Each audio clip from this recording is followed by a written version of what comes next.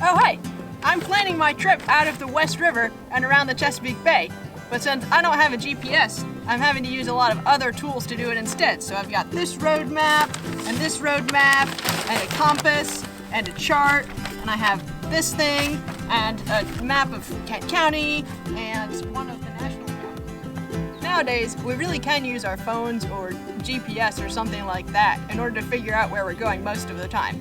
But what if your technology gets a dead battery or there's some other reason that you can't use it?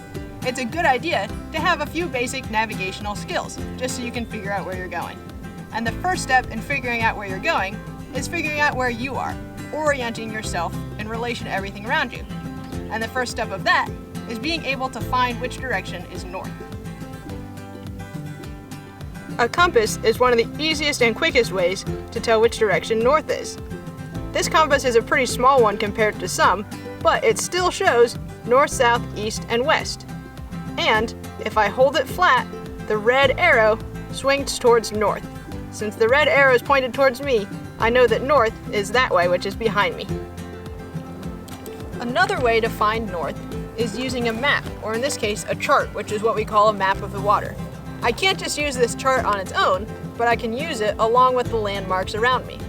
Right now, I'm sitting on the I dock at West River, and the land is that way, and the water is that way. Well, on this chart of the West River, I can find the I dock. And I know from a compass rose on an earlier chart that north is up, and the I dock is pointed from the land towards the water and up at the same time. So that means that the I dock is pointed north. And that also means that north is behind me, just like the compass said. Even if I didn't have any of these tools, I would still be able to tell where north is, using either the sun or the stars. Since it's daytime, I'll go ahead and use the sun. I know the sun rises in the east and sets in the west. And since my watch tells me it's afternoon right now, and the sun is over there, I know that that way is west. And since I know that way is west, I know that that is north. So again, we have 3 ways of knowing north is behind me. Now that we know where north is, we can go ahead and plan our trip using these tools that we have. Different maps look different depending on their purpose. For example, this road map of Maryland has lots of roads labeled, but no detail on the water.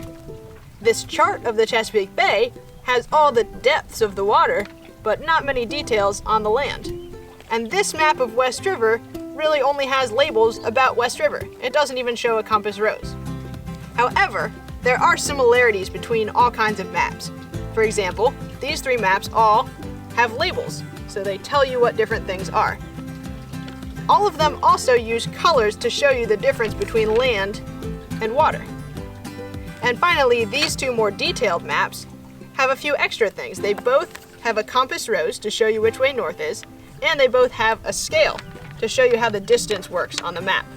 So, if I were planning my trip out of West River, I could use this map to show me how to drive to West River, this map to show me where to go once I arrive, and then this chart to show me how to take a boat away from West River without running aground.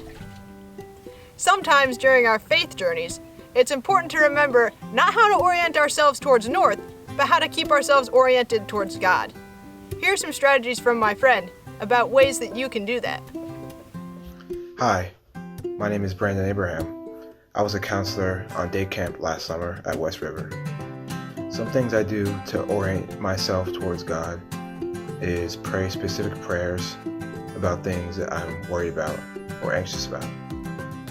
Sometimes I'll ask God for guidance when I have important decisions to make in my life. And something else I do is talk to the people that God has put in my life, like my friends, my family, because sometimes God speaks to us through other people. Your challenge this week is to draw your own map. Making a map of your own house or your neighborhood or an imaginary land or maybe a map of your own spiritual journey.